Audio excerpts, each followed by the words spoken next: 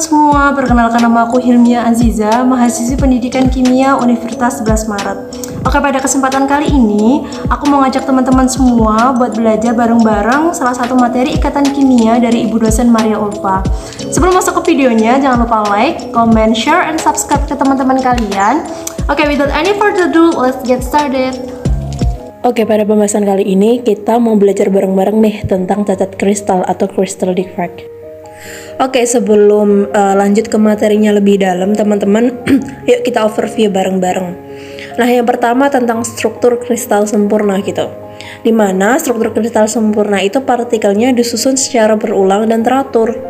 Jadi, panjang ikatannya antar partikel itu sama, terus kemudian sudut ikatannya antar partikel itu sama gitu. Itu mengulangi pola 3 dimensi.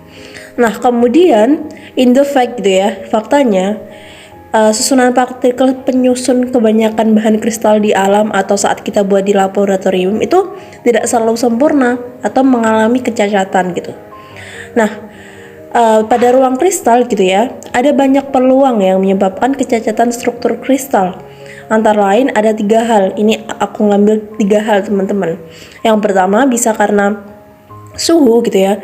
Kalau suhunya terlalu panas, itu struktur kristal bisa mengalami kecacatan atau crystal defect gitu. Yang kedua karena tekanan, kemudian yang ketiga karena waktu. Lalu yang keempat, berdasarkan dimensinya, terdapat 4 jenis cacat kristal, yaitu bisa cacat titik, cacat garis, cacat bidang, dan cacat ruang. Tapi pada pembahasan kali ini, aku nggak mau membahas semuanya. Kita ambil salah satu, yaitu cacat titik. Pada pembahasan cacat titik pada kristal, itu ada yang berdasarkan pengaruhnya terhadap perbandingan anion dan kationnya. Cacat kristal ini dibagi menjadi 2, yaitu stoichiometric defect dan non-stoichiometric defect. Apa sih kedua hal tersebut gitu ya? Nanti bakal dilanjut di pembahasan selanjutnya. So, what is a crystal defect gitu ya? Apa sih crystal defect itu? An ideal crystal can be described in terms of three-dimensionally periodic arrangement of point called lattice. So, an atom or group of atoms associated with each lattice point called motif. So, crystal can equal lattice and motif. However, there can be deviations from this ideality. Itu teman-teman. These deviations are known as crystal defect. Jadi bagaimanapun idealnya sebuah kristal gitu ya, itu dapat mengalami penyimpangan dari struktur aslinya gitu. Nah, penyimpangan ini yang dikenal sebagai crystal defect atau cacat kristal.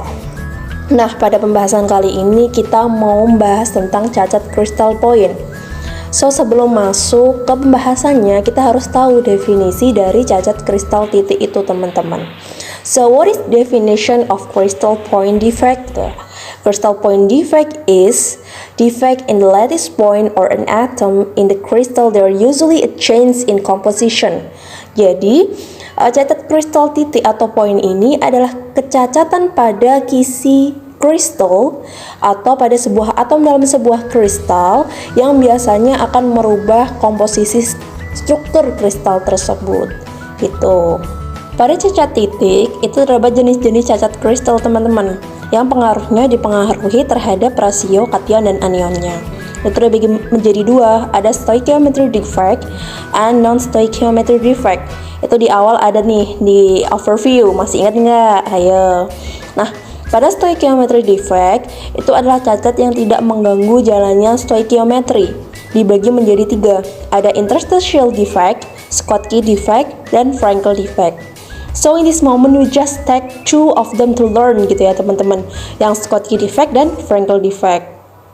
Pada non-stoichiometry itu adalah cacat yang mengganggu jalannya stoichiometri. Itu ada 2, dibagi menjadi 2, yaitu metal excess defect dan metal deficiency defect. So what is stoichiometric crystal defect?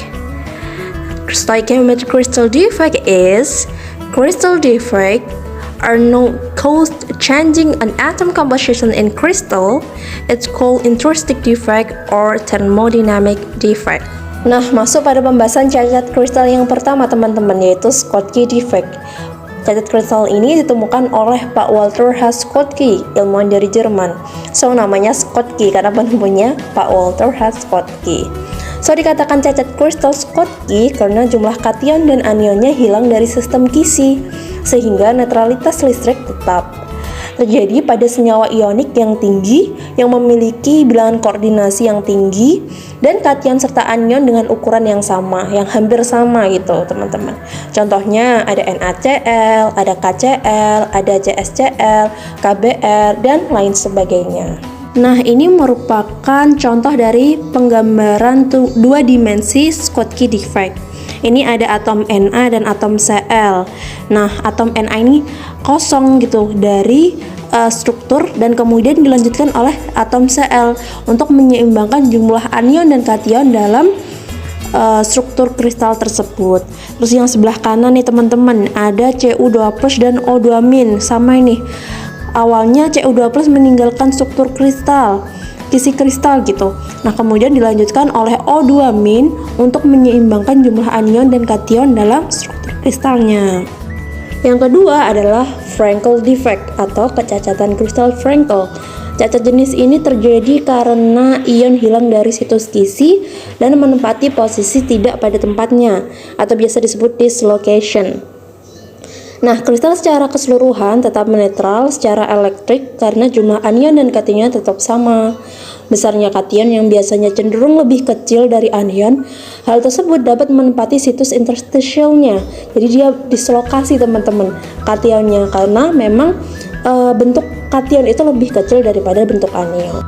Nah, ini adalah contoh Frankel defect yang digambarkan dengan kristal dua dimensi. Yang sebelah kiri ini ada contoh kation dan anion A dan B gitu teman-teman. Nah, karena kation A ini lebih kecil gitu dan berperan menjadi kation, dia mengalami dislokasi di tengah-tengah itu teman-teman. Jadi dia berpindah tempat gitu. Terus yang sebelah kanan ada contoh dari kristal Na dan Cl, NaCl. Nah, ini yang Na-nya, yang kationnya itu berpindah dislocation, menyelip di di antara kation-kation yang lainnya. Nah, ini ada beberapa perbedaan dari Schottky defect dan Frankel defect. Yang pertama, pada Schottky defect itu ketika formed when oppositely charged ion leave their relative sites, itu akan creating vacancies gitu. Jadi akan menciptakan kekosongan.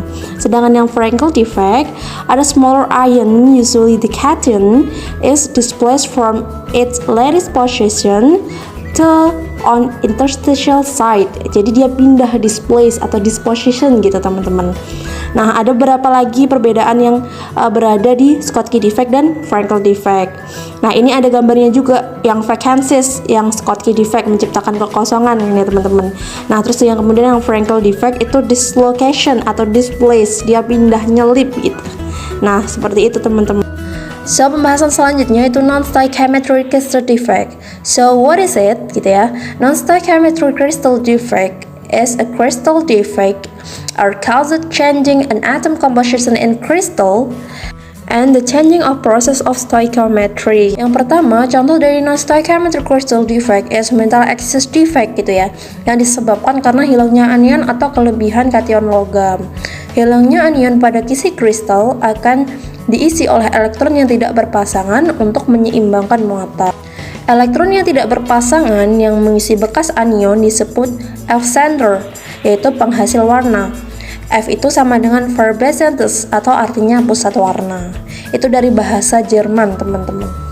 Nah, ini teman-teman contoh dari metal excess defect pada kristal ZnO gitu. Nah, ini kemudian yang kedua adalah metal deficiency defect atau kekurangan ion logam. Terjadi ketika ion logam yang hilang dari kisi kristal diseimbangkan oleh ion logam lainnya yang memiliki muatan positif yang lebih besar. Cacat kekurangan logam hampir terjadi seluruhnya pada logam transisi karena memiliki bilangan oksidasi lebih dari 1. Itu contohnya teman-teman ada NO, FeO, Fes, dan lain sebagainya. Nah, ini merupakan contoh dari metal deficiency defect teman-teman. Yang sebelah kanan ini ada ion Fe2+ dan O2-. Nah, ini Fe2+ nya keluar teman-teman, kemudian digantikan oleh ion yang tidak berpasangan, yaitu Fe3+ dengan muatan ion yang lebih besar. Sekian pembahasan dan belajar bersama kita pada kali ini. Thank you so much for watching this video until the end buat teman-teman semua. See you on the next video. Bye.